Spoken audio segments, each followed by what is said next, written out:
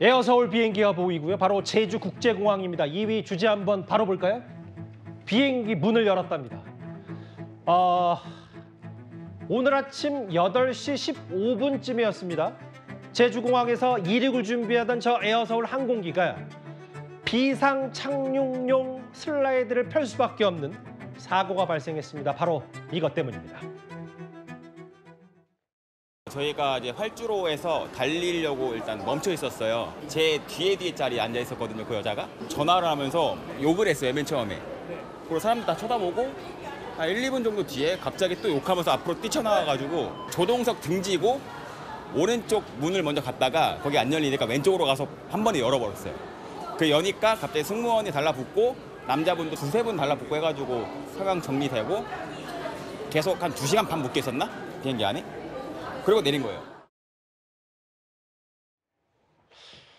영상을 좀 더 만나봐야 될 게 저희 탑승객이 제공한 영상입니다. 빨간 동그라미의 저 30대 여성이 실제로 202명이나 탑승한 김포행 이 에어서울 항공기에서 갑자기 비상구 문을 열려고 시도한 겁니다.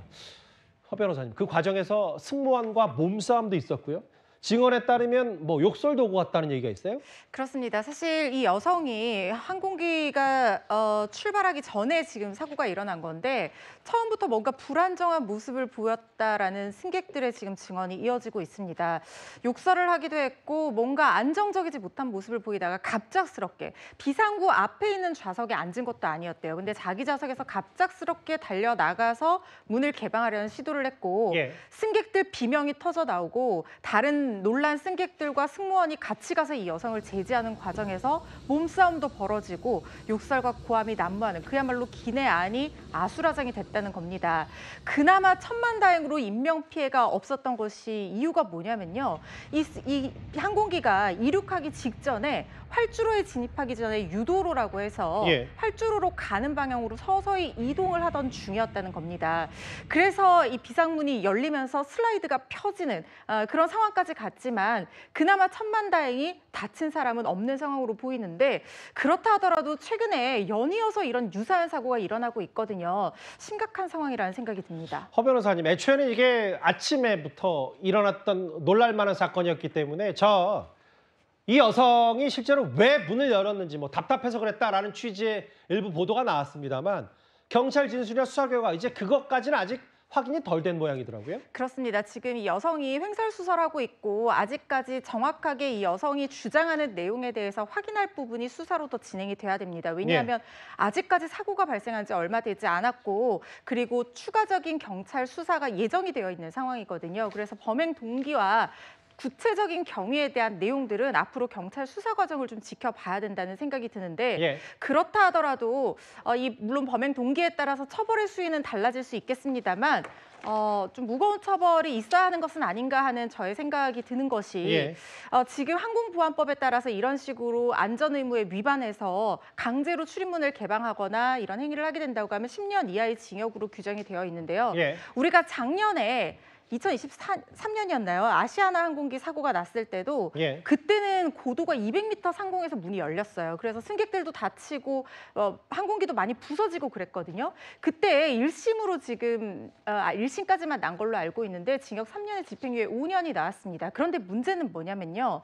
이 항공기 문 같은 경우에는 쉽게 개방할 수 있도록 만들어야 됩니다. 왜냐하면 이게 사고가 났을 때 개방하고 슬라이드가 빨리 열려야지 사람들이 대피를 할 수가 있잖아요. 그럼요. 그리고 비상구 앞에 탄 승객을 이 검문 검색하는 강화 조치를 취하고 있다고는 하지만 한계가 있을 수밖에 없습니다. 그렇다면 이런 사고를 예방할 수 있는 방법은 결국에는 처벌을 어느 정도 강화하는 것이 좋지 않겠느냐 하는 생각이 들고 물론 처벌 수위는 이 피의자의 어떤 건강 상태라든가 범행 동기라든가 경위 이런 것에 따라서 양형으로 조정을 할 수가 있기 때문에 지금 주호영 국민의힘 의원이 7년 이상의 징역, 사형 무기로 처벌하자는 개정안을 내놓은 상태거든요. 이 부분을 좀 고려할 필요가 있지는 않나 하는 생각이 듭니다. 이게 보니까 갑자기 욕을 하면서 앞으로 뛰쳐나와가지고 조종석 등지고 또 오른쪽 문 열려고 했다가 안 되니까 또 왼쪽 문 열고 이 목격자분들의 증언 어쨌든 202명의 저 비행기 타고 있던 분들은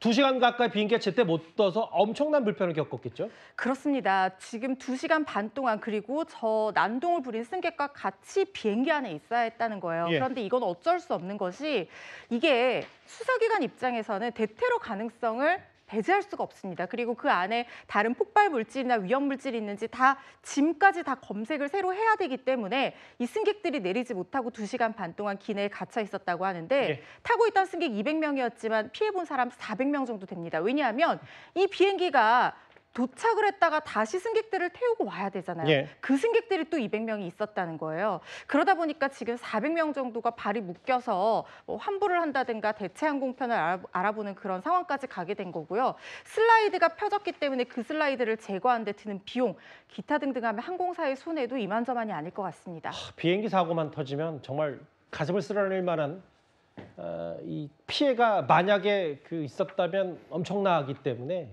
저희가 준비한 2위, 비행기 문을 연 한 승객의 말도 안 되는 행동이었습니다.